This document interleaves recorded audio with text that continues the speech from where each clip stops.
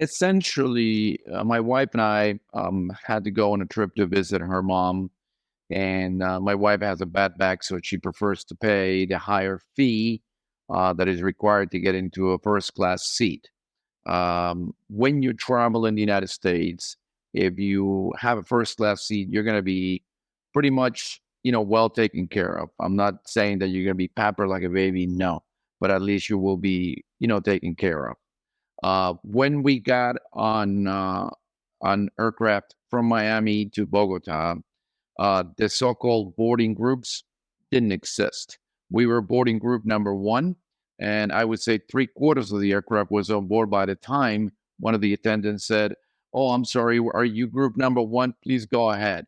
So we didn't want to make a scene, but that already gives you a bad flavor. We then got onto our plane. We didn't bring any bags or anything like that. But not even 5 minutes into the flight attendants chose to close the curtains, and I can hear them on the other side because I'm just on the first seat, right? But I can hear them on the other side, and they're more concerned about their shopping spree that they just went through in Miami and the great time that they had. They basically had no intentions of serving the whatever 180, 200 other passengers that were behind me.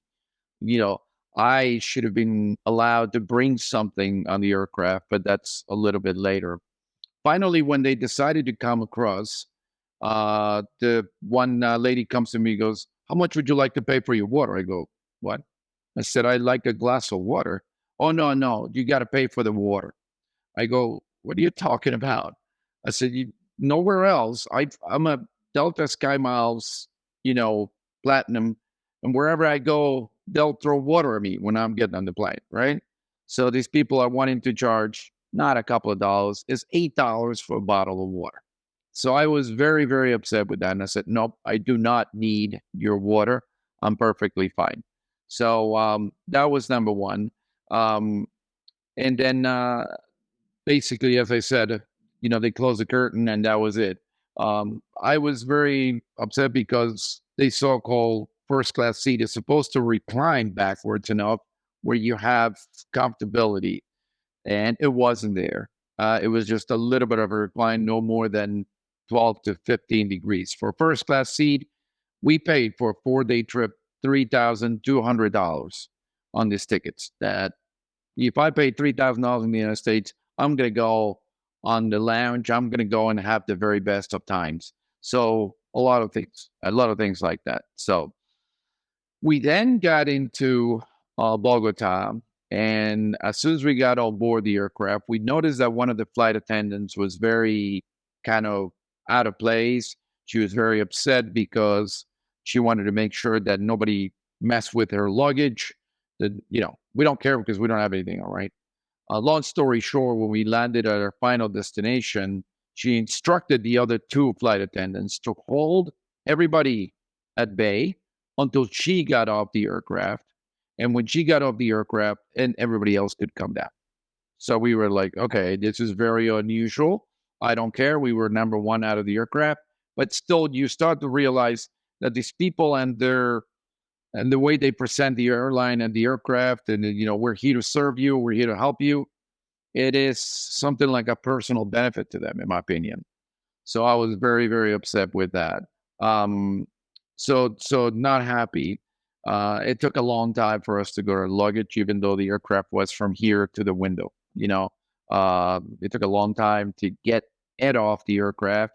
We were given, supposedly, because my wife is or was a frequent uh, flyer with Avianca, and she says, "This is it for me. I'm not ever flying with these people again." So we were given sky priority, whatever you want to call it, and our bags almost came out at the end. So we're like, okay, how is this any service? How are they any good at what they do? They're not really very helpful. Okay. On the way back, we had a number of different problems because um, nowhere, anywhere in the world, and I've been through Singapore, Japan, South Korea, I've been to Australia, I've been to Europe, all over the place, and never have I ever seen an airline that doesn't allow you to bring food or drink on board. Okay. There's no signs anywhere that said anything. I bought a refreshment, a juice, and I didn't buy food, but we were kind of tempted to buy food because we knew we weren't going to get anything, right? So we didn't. This is on the flight from Bogota to Miami. As soon as I got on the aircraft, we're going down the ramp, and then I noticed there is a stop. And my wife had bought a little bag of coffee at 500 grams of weight. Okay. So it's a standard coffee bag. I get stopped. The guy says, "You can't bring that aboard." I go, "Why not?" He goes, "Because it's not allowed by the airline." I said, "Where is it? Where is it posted that you're not allowed to bring this thing?" Well, as a regulation in the United States, I said, "I'm sorry, buddy, but I just can't eat your story, okay? But I'm not going to make a scene here. So here's what I'm going to do." I opened the thing and I drank it. Then I threw the bottle. I said, "That's it. You're not having this." Then he goes to my wife. He goes, "What's with the coffee bag?" I go, "What about the coffee bag?" He goes, "It's 500 grams. I go, "What?" He goes, "The allowable limit, it's 200 grams. So you are 300 grams over the limit." I go, "What is that going to sink the aircraft?" He goes, "Yeah, that's not allowed. That's going to have to stay." So needless to say, she was furious because a lot of other people were having a lot of things removed where there is no signs. And the guy was just simply saying, "Well, U.S. Laws do not allow this." I go, "Come on, man." I just told him, I said, "You're so full of it. I don't need to argue, but here's your coffee bag. Have a miserable day." We left, right? On the way back, um, they did not offer again water. This is a 3.5 hour flight from Bogota to Miami. They said there was a lot of turbulence, which is to me is a joke because I've been through turbulence. They couldn't serve anything. Finally, when I saw the island of Cuba under me, and under 30 minutes, they decided to come out with, plastic glasses. I said, "Do you want a glass?" I said, "I don't need anything from you." I was so tired and so fed up. All I'm complaining about is essentially how unattentive they are as an airline. They promise a whole bunch of stuff that is not there. Um, you know, their pilots are great. The aircraft are in okay shape. I wouldn't say they're in fantastic shape. But very, very disappointed with the customer service.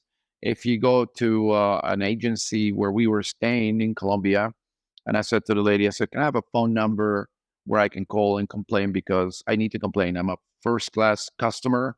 We paid a big fee for this ticket, and we couldn't even freaking get water from your stupid airline." And they go, "Well, here's the number." Of course, and you call and you sit there for an hour and nobody answers because they don't have people. In South America, one thing they do is they don't answer phones anymore now, is everything goes in WhatsApp. I don't know what that is. So we're like, we just, it got to a point that it boiled over so much that we were done with it. We said, "This is the last time we recommend that anybody flies with this aircraft, with this airline, and your customer service is ridiculously, stupidly bad." But I think Colombians in general have become so complacent with whatever they're given that when they tell them there's no water, they go, "Oh, okay, I guess I won't have any water," you know. But it is primarily their lack of service, their lack of attentiveness to the customers. Their aircraft are not very comfortable, and when you pay a high fee for a ticket, you expect good service, and we got zero service. So I'm asking, and I already emailed that company like 27 times, and some idiot responded that the case was closed because that's the way the ball rolls, and that's how the cards were played that day. So good luck to you, and don't bother us again. So I think this is all wrong for an airline that claims to be international, that they take care of international travelers. They have no idea. They just are claiming to be, but they're not.